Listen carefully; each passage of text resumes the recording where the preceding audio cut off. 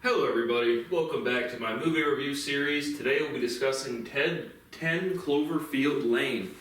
Just finished watching it. I believe I watched it for free on YouTube. It's either YouTube or Tubi. I know it's YouTube. But you know how we do it. I'll be giving you my overall impressions and grade after reading the logistics and other just basics about the movie as provided by Google. After I've given my grade, if you have not seen the movie would like to, based or not based on my comments and or grade, then you're going to shut off the video because there will be spoiler alerts. We'll be discussing the plot synopsis and character development, any similar movies or major themes. So, 10 Cloverfield Lane was released in 2016. It is rated PG-13. It is a horror/science fiction movie with a runtime of an hour and 45 minutes. 77.2 out of 10 on IMDb, 90% on Rotten Tomatoes, and 3.8 out of 5 on Facebook. It says, after surviving a car accident, Michelle, played by Mary Elizabeth Winstead, wakes up to find herself in an underground bunker with two men. Howard, played by John Goodman, tells her that a massive chemical attack has rendered the air unbreathable, and their only hope of survival is to remain inside. Despite the comforts of home, Howard's controlling and menacing nature makes Michelle want to escape. After taking matters into her own hands, the young woman finally discovers the truth about the outside world. Did 110.2 at the box office.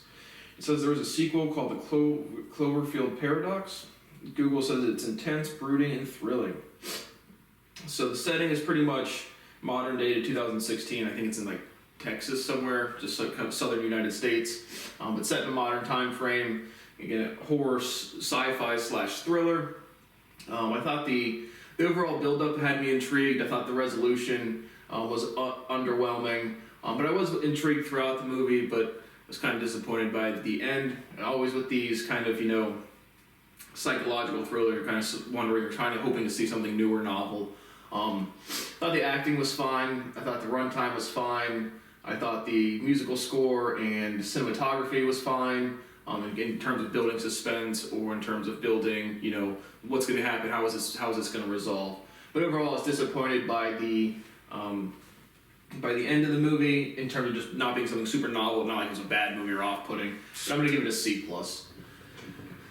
Certainly could be in the entertaining range, but just because the ending was not something that really surprised me or brought out anything new in terms of depth of the writing script, I'm going to give it a C+. So if you've not seen it and would like to based on that, you want to shut off the video because there will be spoiler alerts now. So you open up, Michelle is driving, she's kind of, Bradley Cooper has like a 2-second line here. He is the boyfriend of Michelle, Ben, who's getting literally just in the opening scene, not even like physically, just the voice. But Ben is calling Michelle to be like, hey, I know we're fighting, but it doesn't mean that we should throw away our relationship, blah, blah, blah, a couple on a break or having an argument. So as he's having that conversation, Michelle's car gets hit by this yellow truck, and you get a couple opening screens like Paramount Pictures and whoever else was involved in producing the movie. But then Michelle wakes up, and she is now chained into this bunker area. This dude named Howard comes in and basically explains what's going on. She's obviously freaking out, like, I'm being abducted. This is some, sex thing or some mutilation thing. But she kind of has an injured leg for a little bit in the beginning. But Howard has her chained, her clothes and her stuff. She's like in her like underwear and like a small t-shirt. But she's able to get her phone using just like some tool, or like there's an IV hooked up to her, so like the IV stand, she's able to kind of like scoot her phone over towards her and see that there's no service and she can't get a hold or can't make contact with the outside world. So Howard comes in and tells her what's going on. He throws down a key so she can unlock herself, gives her some crutches, and you kind of hear some other dude in the background. So Michelle's still freaking out, trying to figure out what's going on. She unlocks herself, and then she sharpens one of the peg legs of the crutches, because Howard tells Michelle that there's this chemical attack and the air is unbreathable and you can't go outside and everybody knows already dead, so you have to stay here indefinitely. And so Michelle is trying to figure out what's going on, and as the viewer, you're also trying to figure out exactly where the plot line's going. But she sharpens up the peg of her crutch, and when Howard comes back in the room, she tries to like stab him. He's able to wrestle the crutch away from her. It wasn't a super convincing scene, that one. The acting was not super convincing of just trying to stab her and Howard being able to take it away. But regardless, he's able to stop Michelle's attack. He kind of keeps her like locked in the room or a little bit for a little long, a couple more scenes of that. You meet Emmett, who you learn he's Michelle and Emmett are probably, I don't say right around my age, 30-ish. And Howard's kind of, 50-ish. And so you meet Emmett, who had worked for Howard and basically just helped him build this bunker, and he's there on his own free will when this big attack occurred, and Michelle had been blacked out when this attack occurred. He was just like, he rushed back to the bunker, and he's now, voluntarily staying with Howard. So Michelle's character is still trying to figure out exactly what's going on. She puts together, she sees they have this little like airlock window. Michelle doesn't believe Howard that the air is poisonous, and so Howard takes her up there to this like little airlock place and shows her that these two pigs have been basically it looks like acid burned through them. And so Howard's like, if you go outside, that's what will happen to you. And so at this point, Michelle makes the connection that she sees the yellow truck outside and makes the connection that Howard was the one who ran her off the road. So another development that I thought was decent was like, how is this going to play off? Is she going to connect some other dots or whatever? But in the reality is Howard just lays it forward. He was like, yep, Michelle, I admit that I ran you off the road. Once the attack started happening, I was driving like a crazy person, and I ran you off the road, and I felt bad, so I saved you. And so again, Michelle's still not convinced one way or the other, or she's definitely doubting Howard. But Howard's characterization is like, he's stern and loud sometimes, but he's besides that, a pretty normal, chill dude. And so he references his daughter. I forget the daughter's name, but he keeps referencing a daughter, and it doesn't really have great resolution to her, but she gets referenced a little bit. Michelle gets a new change of clothes, and so they kind of just settle into a way of life. And so Michelle still wants to escape, so kind of about a third or halfway through, they're eating dinner at a table, and this is like an underground bunker with probably about 5 or 6 different rooms. And so Michelle is able to, Howard is like, Michelle does something to piss Howard off, and he's like kind of getting in her face, like scolding her, and she's able to get the keys away from him. Howard has the keys for all the locks of the different rooms, and gets the keys off of him, and then Howard notices, and then Michelle breaks a bottle over his head, kind of disorients him for a little bit, and Emmett kind of gets out of the way, and Michelle makes a break for it to try to escape. And so Howard's kind of chasing after her. Michelle gets away from him. There's like the airlock door and the actual door to the outside. So she gets between the airlock door and the outside door. And right as she's there, Howard's trying to run up these stairs to catch up with her. This other woman jumps in front of the screen and has like a bunch of deterioration and like acid-looking burns from the air. So now at this point, both the viewer and Michelle are like, okay, so maybe there is actually, because the entire time you're not sure if it's, again, what Howard's motives are, if he's telling the truth, what's going on. So at this point, Michelle and the viewer, such as myself, makes a realization, okay, there's some sort of toxicity to the air or something going on. So at this point, Michelle's character develops to be like, okay, something is going on, and she decides not to let the woman in and goes back and helps Howard stitch up his head. So after this point, they kind of do have like a little family dynamic going on for, 15, 20 minutes of scenes, doing different things.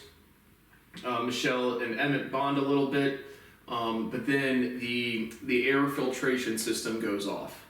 And so Michelle is the only one small enough. Emmett's arm is kind of injured. It's in a sling for a good amount of the movie. But Michelle has to crawl through the air vent to start, or to restart the air filtration system. So she climbs through the thing. Howard had showed Michelle a picture of his daughter, and when she's up there resetting the air filtration, she sees that somebody had scratched "Help Me" on the inside of the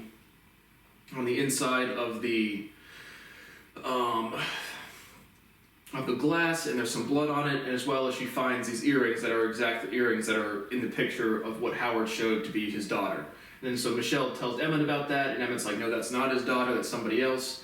And so now both Emmett and Michelle are like, Howard's lying. We think he's done something to one of these girls or something. As a viewer, you're still not aware. Which that kind of subplot doesn't really resolve at all, to be honest. But regardless, they start developing basically. They develop a plan to build like a hazmat suit out of like a shower curtain, some duct tape, and some other just odds and ends around the bunker. And someone to get Howard has a gun on his hip to get the gun away from Howard, and then one of them make a break for it outside and see what's really going on. And so they're hatching this plan, they're building their kind of put together this suit. They're playing, I don't know, a game, some just like board game or dinner time game of like guess this, not charades, but something to that effect. And there's a scene where Howard's like, it's like, I'm always watching you, I see you, I know everything you're doing, and Emmett thinks he's talking about this, putting together this suit and escaping, and he's really just impersonating Santa Claus. And so you have a scene there, and then the next scene, not too far after, Howard does confront them. He knows what's been going on. He's like, he confronts Emmett and Michelle. It's like, what are you guys planning? What are you going to do? So he finds the scissors that they stole and some other of the equipment. And so Emmett's like, my bad, Howard. It was all me. We were planning to, get the gun off of you and escape, blah, blah, blah. And then Howard's like, I accept your apology, and then pulls out a gun and shoots him right in the head. And so Emmett's now dead. And Howard, still, you're not really sure, again, what's Howard's motives at this point, if he's doing the right thing, wrong thing, some messed up thing or whatever. But he's like, to Michelle, he's like, Emmett was going to, leave us or hurt us, and now we can just be us two. And again, not in like a creepy sexual way, just like a family type of way, I guess.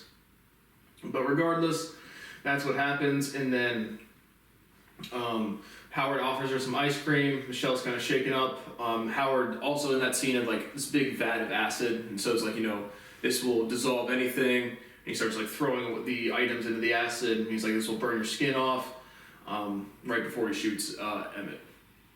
And so regardless, now Michelle is really trying to escape, and Howard walks in, and she's like trying to like scurry and put away the suit pieces, and puts like the gas mask part of the suit in the ceiling vent.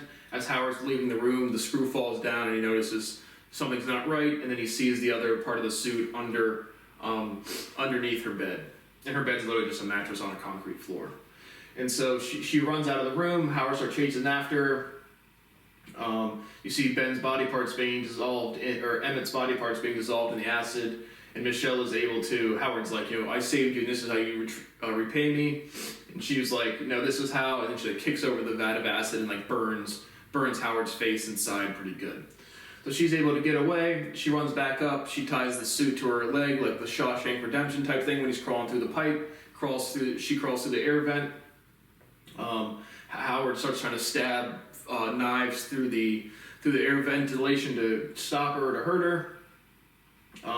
But she is able to escape, and pretty shortly after, Howard's trapped in there, and an explosion goes off and blows up Howard. So Howard's now dead, Michelle is now outside, she has her suit on, and this, as the viewer, you're finally going to get to the resolution of seeing what's exactly going on outside. And so, once she gets outside, she just kind of looks around. She can't really see anything, kind of seeing like a plane in the distance. But she sees birds flying overhead, so she makes the conclusion that the air is not actually toxic after all. Because the whole time, Howard's saying there's been a chemical attack either from another country or just from their insurrection group or something that has the air being toxic to breathe. And so that is the presented, cause or what's going on. She gets out, realizes that isn't true, but it kind of is shortly after. So she takes off her mask, realizes that she can breathe the air, and then she's just looking around for keys to get off of this 10 Cloverfield lane. And so, at which point you realize the plane in the distance is actually a big alien spaceship. And so a big alien spaceship now comes over and drops off like an alien. And this alien tries to chase Michelle. She has to run back in the barn. She's able to get away from the alien. She gets in the car. This big alien thing, spaceship organism, picks her up. She makes a Molotov cocktail, throws it in its mouth, and it blows up, and she's able to escape. And so I was just hoping something, because I thought the actual buildup of the tension of, like, what's Howard's motivations, what's actually going on. I thought Howard was a very interesting characterization for this movie, or in this movie. But then just to get outside, it's just a big alien attack. It's like, War of the Worlds, I've seen that a dozen times. And so I thought the build-up was decent. I was intrigued throughout, and I just thought the resolution was rather dull, or just, again, not novel, not unique. Regardless, the actual end of the movie, she's able to get away from the alien after the Molotov cocktail, and then she gets in her car, drives down the road, and she turns on the radio and can hear, like, military broadcast or civilian broadcast, or, whatever the emergency signals are, where they just take over all of the radio broadcasting. It's like she's driving, you see a street sign, it's either Houston or Baton Rouge, and so the radio's like, anything north of Baton Rouge is a safe spot. But if you have any medical or military training, please come to Houston to help us fight. We're winning. We're getting back some of our land, some of back of our control. And so she backs up and makes the decision to go to Houston and help fight. And so it did say there was a sequel. I don't know if I'll watch it. If it pops up, maybe. But so that is the resolution to the movie. So again, the disappointing part was, again, Howard says, there's poison in the air, and there actually kind of was, because the alien does, like, spray this big green mist thing that she has to put her mask back on for. And so there is kind of poison in the air. It's not a chemical attack, it's an alien invasion. The tension and dynamic between Michelle, Howard, and Emmett, I enjoyed, and I thought developed well. I thought the runtime was solid. Again, it was more of a psychological thriller, PG-13, so it wasn't not very gory or anything. I mean, gore doesn't really bother me, but if it's just nonsensical gore, it just doesn't do anything for me either. But that is what happens throughout the movie. Overall, that could have been B-, but I just gave it a C+ because I thought that the resolution was rather disappointing after having a pretty decent build-up. So overall, those are my thoughts for 10 Cloverfield Lane. Thank you for watching, and I will see you on the next one.